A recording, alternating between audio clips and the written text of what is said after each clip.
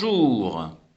Si vous connaissez un tout petit peu le monde de la vapeur, vous savez qu'un niveau d'eau, que je considère comme indispensable sur une chaudière, a 99% de son temps une conception extrêmement simple, à savoir une partie en T en haut et en bas, un bouchon ici pour pouvoir glisser le tube de verre à l'intérieur et des vis de serrage de petits joints pour en assurer l'étanchéité. J'ai déjà fait par ailleurs des vidéos sur le sujet, je vous mettrai le lien en fin de vidéo. Sur la dernière chaudière que j'ai testée, que j'ai récupérée dans ce fameux colis, j'ai eu la surprise de découvrir que le montage est totalement différent. En effet, au lieu de visser la partie ici en T pour arriver à un alignement que l'on gère avec éventuellement des petites rondelles, ici, le système est basé sur une vis traversante creuse qui envoie l'eau dans la partie ici niveau.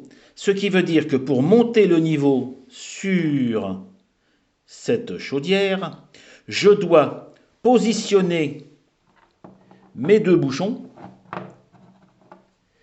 positionner le tube de verre. Alors, j'ai quelque part dans, ici notamment, hop, pardon, je retrouverai l'autre. J'ai bien sûr là encore le principe du bouchon, enfin de l'écrou qui écrase un petit joint pour l'intellectualité.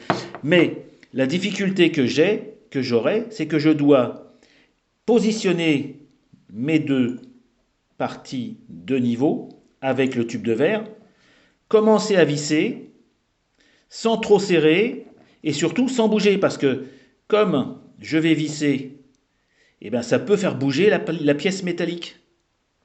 Et donc, je vais sans doute, je le crains, maintenant que je l'ai démonté, générer des fuites. Alors, autre problème que j'ai constaté sur ce montage fait alliage métal ferreux, métal non ferreux. Et pire que ça, le métal ferreux, ça doit être tout simplement de la ferraille, parce que ça rouille. Et c'est pour ça que le niveau, je l'ai démonté tout simplement parce que le niveau ne fonctionnait plus. Et bien effectivement, le tube ici, les deux tubes étaient bouchés par la rouille. Donc je vais essayer de remonter ce niveau parce que je trouve amusant d'essayer ce niveau original.